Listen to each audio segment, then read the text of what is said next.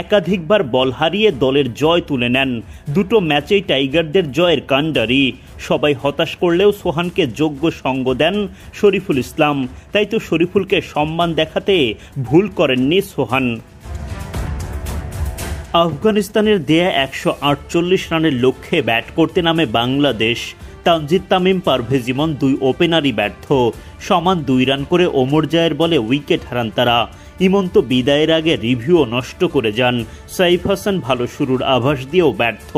তিনি আউট হন মুজিবের ক্যারাম বলে। মাত্র ২৪ রানে ৩ উইকেট হারিয়ে বিপাকে পড়ে বাংলাদেশ। জাকের আলী অনিক, শামীম পাটোয়ারি বিপদের মুখে দলের হাল ধরেন। গড়ে তোলেন ৫৬ রানের জুটি। রশিদ খানের বলে জাকের বিদায় নিলে ভেঙে যায় সেই জুটি। ৩২ রান করে ফেরার আগে রিভিউ নষ্ট করে যান জাকের। দায়িত্বশীল ব্যাটিংয়ের মাঝে হুট করে রিভার্স সুইপ খেলতে গিয়ে তালগোল পাকিয়ে ফেলেন শামীম পাটোয়ারি। ৩৩ রান করে শামীম বিদায় নিলে মহা চাপে পড়ে বাংলাদেশ। দায়িত্ব তখন নুরুল হাসান সোহানের কাঁধে। এক প্রান্ত থেকে সতীর্থরা বিদায় নিতে থাকলেও সোহান তার দায়িত্বে থাকেন অবিচল। শেষ পর্যন্ত লড়াকু ব্যাটিংয়ে দলকে এনে দেন দারুণ জয়। এক ম্যাচ হাতে রেখেই সিরিজ নিশ্চিত করল বাংলাদেশ। শুক্রবার সিরিজের দ্বিতীয় টি-20তে আফগানিস্তানের মুখোমুখি হয় বাংলাদেশ। টস জিতে আগে বোলিংয়ের সিদ্ধান্ত নেন টাইগার অধিনায়ক জাকের আলী অনিক। আফগানদের হয়ে ওপেন করতে নেমে ইব্রাহিম জাদরান এবং সেদিকুল্লাহ আতাল মুখোমুখি হবে ডায়মন্ড শাফট। এর ৩ দিন পর তারা খেলবে নর্দার্ন আয়ারল্যান্ডের বিপক্ষে। এ দুই ম্যাচের জন্য ২৪ সদস্যের দল ঘোষণা করেছেন কোচ নাগেলসম্যান। গত মাসে প্রথম দেখায় এই নর্দার্ন আয়ারল্যান্ডকে ৩-১ গোলে হারিয়ে ৩ ম্যাচের হারের পর জয়ের পথে ফেরে ৪ বারের বিশ্ব চ্যাম্পিয়নরা।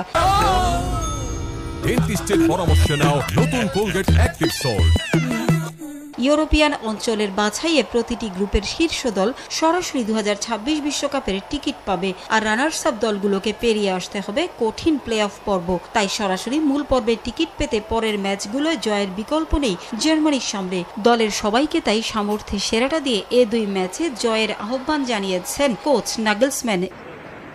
একই দিনে দল দিয়েছে ২ বারের বিশ্ব চ্যাম্পিয়ন ফ্রান্সও। জার্মানির মতো এতটা বিপদে নেই ফরাসিরা। ২০২৬ বিশ্বকাপের বাছাই পর্বে অক্টোবরে আজারবাইজান ও আইসল্যান্ডের মুখোমুখি হবে ফ্রান্স। এ দুই ম্যাচের জন্য ২৩ সদস্যের দল ঘোষণা করেছেন কোচ দিদিয়ের দেশম।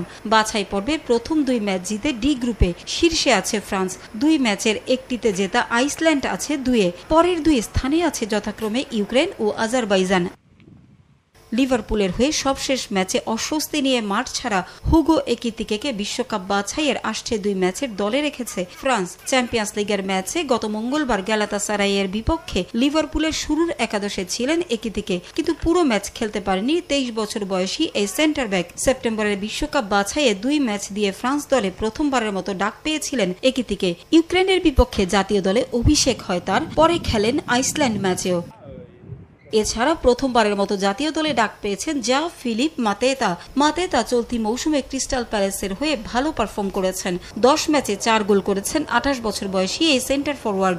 ফ্রান্সের আক্রমণ ভাগে আরও আছেন রিয়াল মাদ্রিদের তারকা ফরওয়ার্ড কিলিয়ান এমবাপ্পে, পিএসজির ব্র্যাডলি বারকোলা ও এবারের গ্রীষ্মকালীন দলবদলে সৌদি ক্লাব আল নাসরে যোগ দেয়া কিংসলে কোম্যান। তবে ব্যালন ডিওর জয়ী ওসমান দেমবেলেকে পাচ্ছে না ২ বারের বিশ্ব চ্যাম্পিয়ন ফ্রান্স। হ্যামস্ট্রিং চোটে ভুগছেন পিএসজির তারকা ফরওয়ার্ড।